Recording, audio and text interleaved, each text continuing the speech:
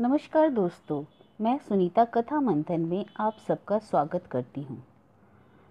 कथा मंथन में आज एक बहुत छोटी सी कहानी है, कश्मीरी सेब, जिसके लेखक हैं मुंशी प्रेमचंद। कल शाम को चौक में 2-4 ज़रूरी चीज़ें खरीदने गया था।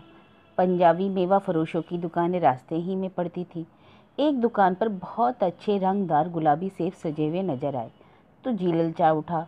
आजकल शिक्षित समाज में विटामिन और प्रोटीन के शब्दों में विचारधारा इतनी प्रवृत्त हो गई है। टमाटर को पहले कोई पूछता ना था तो अब टमाटर भोजन का आवश्यक अंग बन गया है। गाजर भी पहले गरीबों का पेट भरने की चीज़ थी। अमीर लोग तो सेब केवल उसका हलवा ही खाते थे, मगर अब जब पता चला कि गाजर में भी बहुत विटामिन है तो गाजर को भी मेज़ों पर स्थान मिलने लगा। और सेब के विषय में तो कहना ही क्या। एक सेब रोज खाइए तो आपको डॉक्टरों की आवश्यकता ही ना पड़ेगी। डॉक्टर से बचने के लिए जब हम नीम कौड़ी तक खाने को तैयार हो सकते हैं तो सेब तो रस और स्वाद में कहीं ज़्यादा है। आम से बढ़कर नहीं तो उससे घटकर भी नहीं। हाँ, बनारस के लंगड़े और लखनऊ के दशहरी और बम्बई के अल्फांसो की बात और है। उनके टक्कर का फल तो संसार में दूसरा ही नहीं है।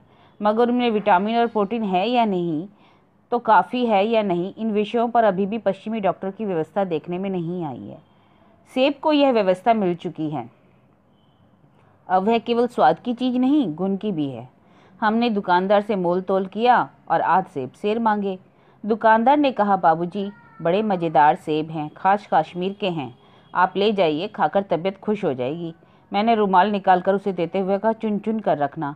दुकानदार ने तराजू उठाई और अपने नौकर से बोला, अरे ओए, आज से कश्मीरी सेब निकाल ला तो जरा चुन चुन कर लाना। भैया नौकर 4 सेब ले आया। दुकानदार ने तोला, एक लिफाफे में उन्हें रखा और रुमाल में बांधकर मुझे दे दिया। मैंने 4 आने उसके हाथ में रख दिए। घर आकर लिफाफा ज्यों का त्यों रख दिया। रात को सेब या कोई दूसरा फल खाने का तो कायदा है नहीं। फल खाने का समय तो प्रातःकाल है। और सुबह सुबह मुंह धोकर जो नाश्ता करने के लिए एक सेब निकाला तो सड़ा हुआ था। 1 रुपये के आकार का छिलका गल गया था। समझा रात को दुकानदार ने देखा न होगा। दूसरा निकाला, मगर यह आधा सड़ा हुआ था। अब संदेह हुआ, दुकानदार ने कहीं मुझे धोखा तो नहीं दिया है। तीसरा सेब निकाला, यह तो सड़ा तो ना था, मगर एक तरफ दबकर बिल्कुल पिचक गया था। चौथा देखा, यूं तो वह बेदाग था, मगर उसमें एक काला सुराख था, जैसे अक्सर बेरों में होता है। काटा तो भीतर भी वैसे ही धब्बे जैसे कीड़े बेर में होते हैं। एक सेब भी खाने लायक नहीं। 4 आने पैसों का नुकसान हुआ, इसका गम ना था जितना कि समाज के इस चारित्रिक पतन का। दुकानदार ने जानबूझकर मेरे साथ धोखेबाजी का व्यवहार किया। एक सेब सड़ा होता तो मैं उसको क्षमा के योग्य समझता, सोचता उसकी निगाह ना पड़ी होगी, मगर चारों के चारों खराब निकल जाए, यह तो साफ धोखा है। मगर इस धोखे में मेरा भी सहयोग था। उसके हाथ में रुमाल रख देना मानो उसे धोखा देने की प्रेरणा थी। उसने भाप लिया कि यह महाशय अपनी आंखों से काम लेने वाले तो हैं नहीं, जीवन नहीं, और ना इतने चौकस हैं कि घर लौटाने आए। आदमी बेईमानी तभी करता है जब उसे अवसर मिलता है, और बेईमानी का अवसर देना, चाहे वह अपने ढीलेपन से हो या सहज विश्वास से, बेईमानी में सहयोग देना ही कहा जाता है। पढ़े लिखे बाबुओं और कर्मचारियों पर तो कोई विश्वास नहीं करता। किसी थाने या कचहरी, म्यूनिसिपालिटी में चले जाइए, आपकी कैसी दुर्गति होगी कि आप बड़ी से बड़ी हानि उठाकर भी उधर न जाएं। व्यापारियों की साख अभी तक बनी हुई थी। यूँ तौल में चाहे छटांग आज छटांग कस ले, लेकिन आप उन्हें 5 की जगह भूल से 10 नोट दे आते हैं तो आपको घबराने की कोई ज़रूरत ना होती है, क्योंकि आपके रुपए सुरक्षित हाथों में हैं।